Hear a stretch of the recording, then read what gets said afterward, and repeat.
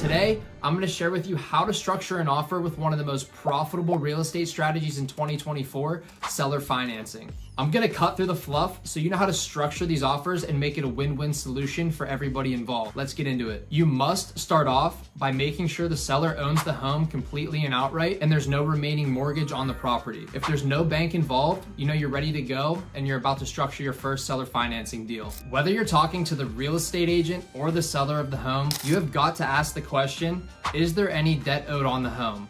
If they ask you the question, what do you mean by debt? You say, typically when I purchase a home, I like to make sure there's no taxes owed on the property or any contractor liens that may cloud the title and prohibit the sale of the property. When you bring up the contractor and the taxes, they're typically gonna tell you no, none of that is owed on the property. Then you go right into it, you say, okay, great, Mr. Seller, is there any mortgage owed on the home? Most people that own a house outright are proud of it, and they should be. So they're gonna go ahead and tell you, no, I own that puppy outright, and then bang, baby, you're on your way to your first deal. The best thing to say to them after that is, okay, great. You say, I can pay a lot more on the home, and I won't even argue the purchase price if you're able to sell it to me on terms. Then you shut up, you be quiet on the phone, and 10 out of 10 times they're gonna say to you, what are terms? So what are terms? I like to say seller financing terms are where we agree on that higher purchase price that you want. I give you a down payment so you're able to walk away from your home hassle-free, and I'll continue to make you payments each month until I'm able to get you paid in full.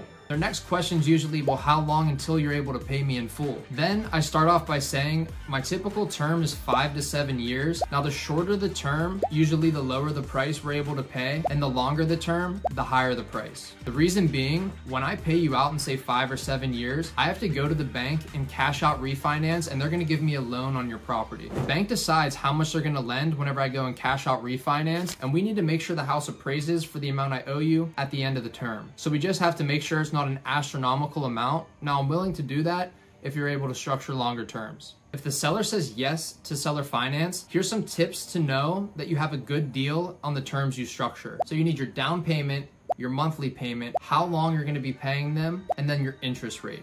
On the terms, typically I need a 10% or less down payment. You need a low monthly payment. So typically I tell them I want to be able to cash flow and rent it out for $500 more than what I owe them, included the taxes and insurance. I tell them the longer the better for payoff term, but I at least need 5 years. That's the minimum that we do. And then I tell them the interest rate needs to be less than what the banks are offering. And that's only if they bring it up. Do not bring up interest rate, just do the down payment, the monthly payment, and the terms. Typically, someone's not even gonna ask you about interest. And here's the tips to negotiate those exact terms that you need. If the seller says 10% is way too little, I need at least 20% or more, you go ahead and say, okay, that's fine, Mr. Seller. Are you willing to give me the 30 years that the bank will give me to go ahead and pay you in full? Because if you go to a bank and you put 20% down, you get a 30-year loan to pay that off. They're gonna go ahead and tell you, no, I can't do the 30 years. And if they do, then the 20% might be a good option depending on your other terms that you structure. And you also say, if I give the bank 20%, I'm able to take that loan and go purchase any property I want. With you, I'm confined to one property, and I'd like to be in 10% or less whenever I buy on terms. So for the low monthly payment, you're gonna tell them, for the higher purchase price to work for me, I'm gonna need a low monthly payment to where I'm able to cash flow at least $500 over what I'm paying you each month. You tell them that leaves room for maintenance and repairs, and then it's a win-win situation, so you're able to make money on the term, and at the end, they get their higher purchase price, so you're both happy throughout the term. And then you tell them the minimum amount of time I like to do is 5 to 7 years, but if you're willing to give me longer, I can go ahead and bump up the purchase price. After you tell them what the terms are and reiterate things to them, you're gonna ask them, what's the least amount down I'd be able to give you to get this thing going? And they're gonna give you a number. If it's within 10%, you're ready to rock. And then same thing with the monthly payment. You go back and say, okay, so for the monthly payment, what's the least you'd be willing to accept monthly? And then they're gonna give you a number, and you just remind them that as long as your rent can be collected and it's over 500 of what you're paying them, you're good to go.